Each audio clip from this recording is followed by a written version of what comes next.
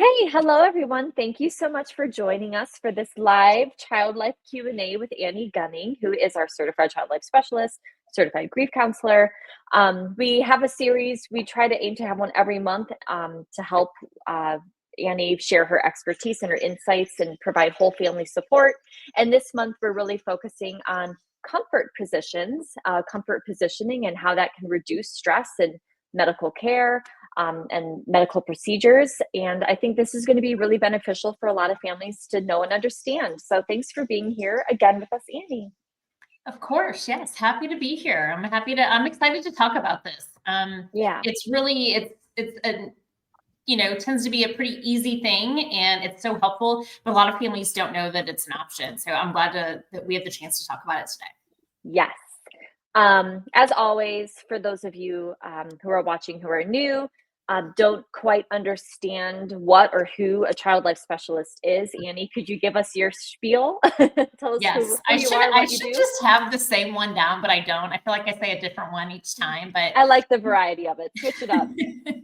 We, as child life specialists, we provide psychosocial support. So anything we can do in a medical setting, or actually now even outside of a medical setting, to help decrease stress and anxiety and increase positive coping. Typically that does involve most medical situations. So any kind of surgeries or procedures or tests. We also do education for diagnosis and help come up with coping plans and distraction that could help during those hospital procedures and tests. And we also provide support to the whole family. So that includes the siblings. The siblings are on their own journey and we need to support them and educate them and offer coping support to them as well. Perfect. So if there's anyone who is interested in Annie's support, and you can opt in and you can connect in at hie.support. You can reach her that way. It's a wonderful way. And then, as she said, she can provide tailored support to everyone, and everyone's family and everyone's circumstances and situations are very different. So she can connect you to local resources and curate that experience for you. So before we get started and go over like specific comfort positions, it makes sense to have an idea of what comfort positions even are for people who aren't familiar with that term. And then if there's any research or evidence-based findings that that you can share with us that let us know the validity of it and how it's useful, that would be great. Sure. And just as kind of a disclaimer, and all of this information that I'm sharing today, and we're going to share the pamphlet at the end with all the pictures and information, but it's all through Child Life on Call and the Meg Foundation. So that's where I got all this information from. They're both wonderful organizations. I work with Child Life on Call. Hope for HAE works with Child Life on Call. So I just wanted to put that out there that you can go to both of these websites and resources to get this information as well. But to talk about comforting positions, it's an alternative to the typical or traditional restraint techniques you would hear about in the hospital. So when a child has to get some type of procedure or test done, keeping them still, this is an alternative to still providing that stillness and that comfort, but in a more comforting and supportive way. So being close to that trusted adult is very powerful. Keeping the family or that caregiver in the room with them. It's going to lessen pain and bring comfort at most. Hospitals and medical stuff, that's scary. And then we want kids to be still and not, ask questions and just deal with it. Like we wouldn't do that as adults, so we shouldn't expect kids to do that either. And then research shows that holding kids down, especially on their backs, is just not a good idea. It creates avoidable stress and trauma, and then that impacts them in the future. Then they have this experience, and that's what's going to impact anything in the future. I remember when that happened last time, that's going to happen again. So we just want to minimize that so that they're not having that stressful experience. And comforting positions is a way to do that. In a couple areas just of research, there's research that has been done to back up comforting positions to show that this is helpful. Kids who are restrained during medical interventions, they typically have negative experiences. And studies show that kids who sit upright, like for an IV, and they're able to participate, that promotes a sense of control, and they typically have a better more positive outcomes. And also when we're doing this type of position, it generally requires less staff presence and improves parent satisfaction and decreases parent anxiety. So as a parent, we know if there's something going on with our kid that's stressful and scary for us. So if we feel better, that's going to reflect upon our child, and they're going to start feeling better as well. Absolutely.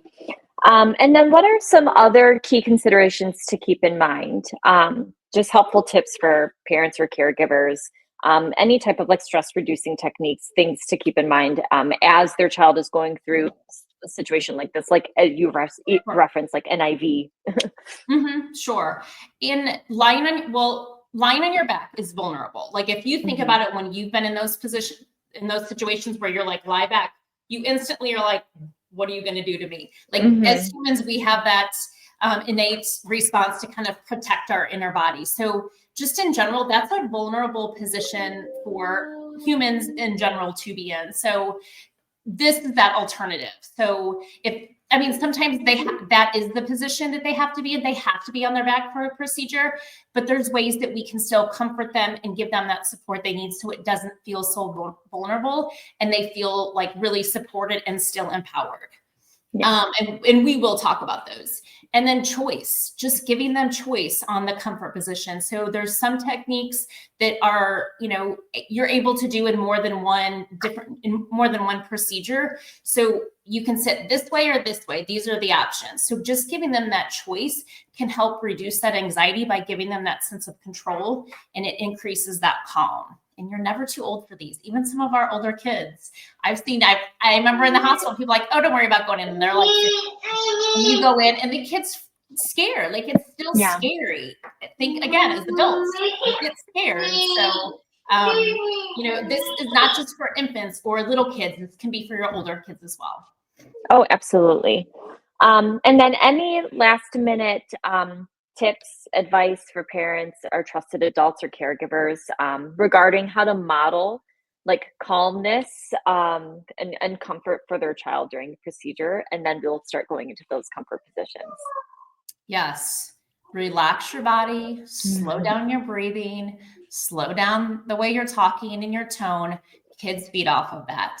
And that's hard to do when you're in a situation in the hospital, especially I think mostly emergency room, because I worked in the emergency room for so many years, but kids can feed off of that. So many times people are like, what's wrong? My mom's asking, my mom did this. Yeah, but and I can go in and I can talk to them and help calm them down. And I always would offer parents too, let's step out for a minute. Why don't you go to the restroom? I'll get you something to drink, take a walk around the unit, just kind of take a few breaths, because we want to make sure that our child knows that we got this. We will help you. We are here to help you, and we're going to be calm.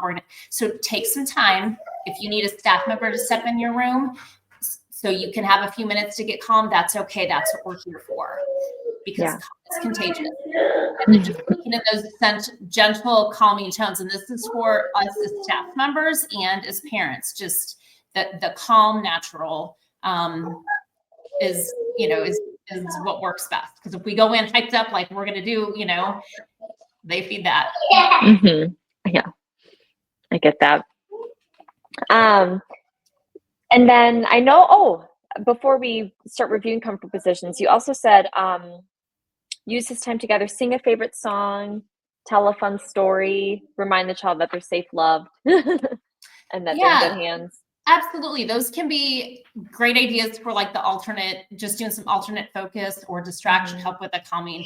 I like to suggest too, a lot of times, I'm glad you brought this up because I forgot this part with parents, like, kids are always looking at like maybe a phone or a movie, but I always suggest like, look at some old pictures on your phone from like a past vacation or something funny you did, or pictures with friends, because that they like to talk about that. And they like to look at pictures of themselves, especially little kids. They like to look at pictures of themselves and the people they know in their family. So that can just be a good kind of distraction and connection and get conversation focused on something else as well. I love that. All right. So now it's time for our screen share. I know that you are going to pull up this document for us. So everyone bear with me as I try my technology.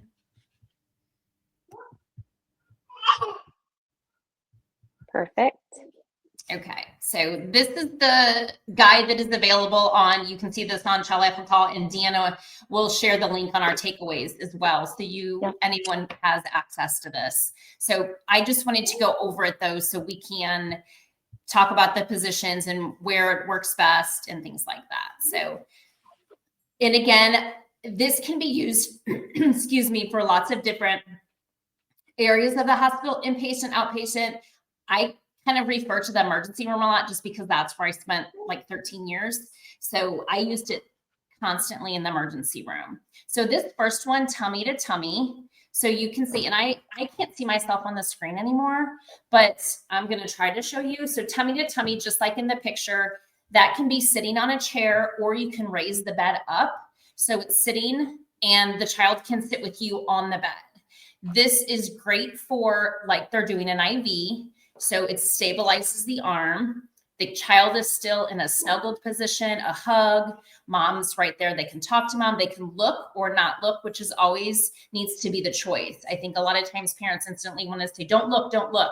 But if that's a sense of control, and again, you know your parent best, but sometimes fighting them too much on that when they need to see what's happening can be more powerful than not letting them look.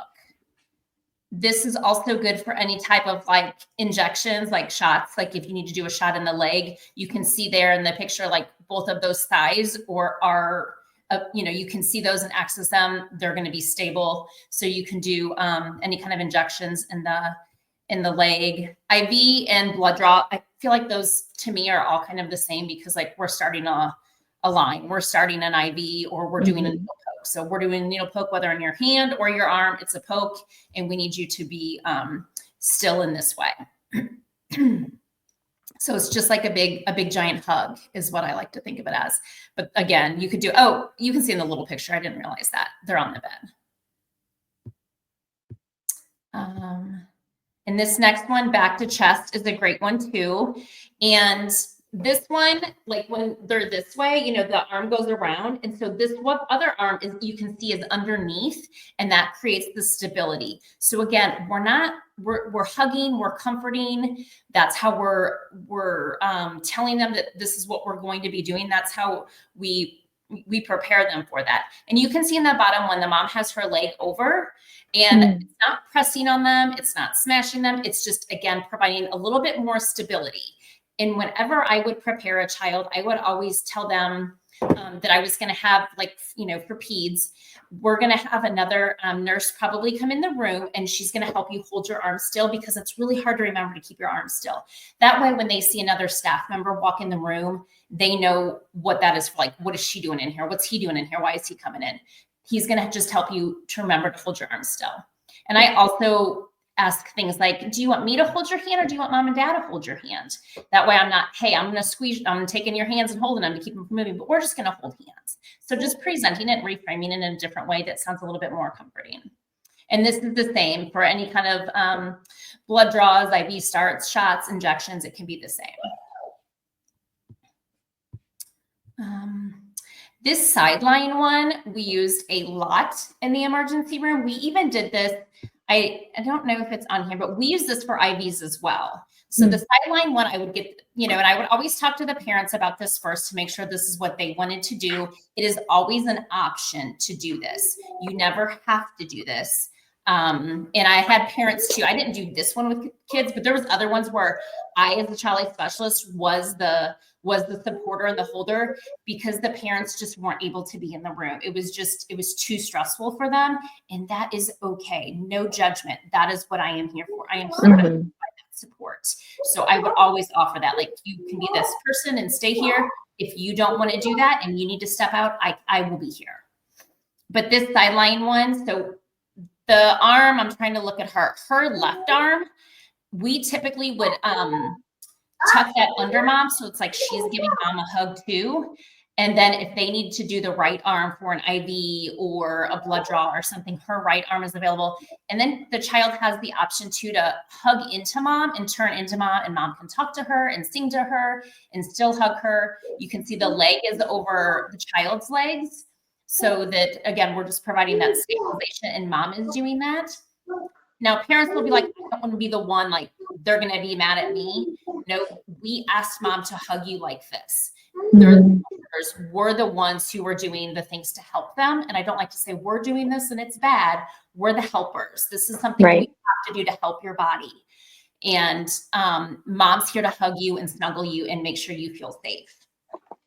You can do this for, like a head lac, eye lac, or, something on the face, like a laceration for stitches. Sometimes it works and sometimes it doesn't. Depends on like how old the child is. I feel like 2-year-old, I will say 2-year-old lacs, like lacerations in the face, were probably my least favorite thing that ever came into the emergency room because it's so hard to do.